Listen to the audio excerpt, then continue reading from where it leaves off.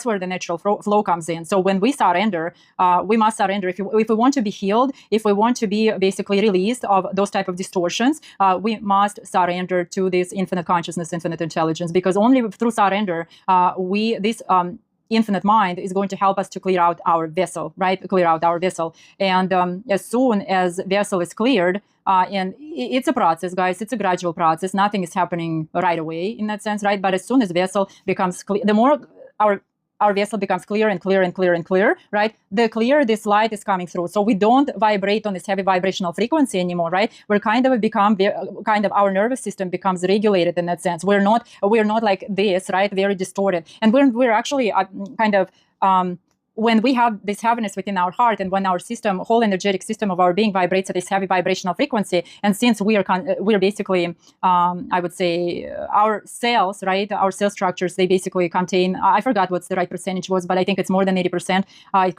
We consist of water, right? Guess what? That vibration at a heavy vibrational frequency, it's being basically, we are vibrating at this frequency at all times with distortions.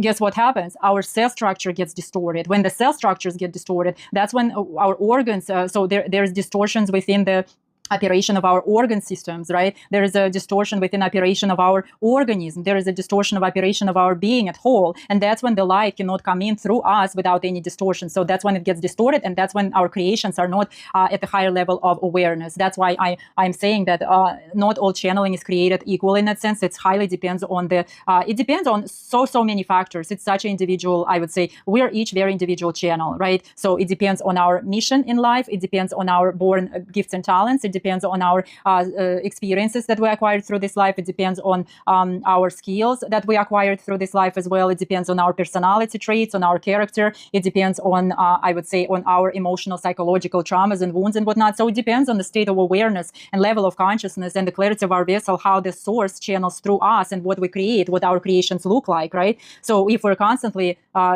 basically vibrate at this heavy vibrational frequency, then the light of the source also vibrates through us, goes through us with those distortions. And that's when you get the channelers who actually channel the source on a lower level of consciousness. They will channel that source. They might think that they're channeling individual entities because their consciousness, basically, at which they channel, at this lower level of consciousness at which they channel, they fragment that source. So even though it's unity, when it goes into the lower level of consciousness, it's basically being fragmented by our level of awareness of our consciousness, right? And it's, as I told you previously, it's basically like a layered cake in that sense. There is a lower level of consciousness at which we vibrate. If we vibrate on a heavy vibrational frequency, we are positioned within the energetic realm, right?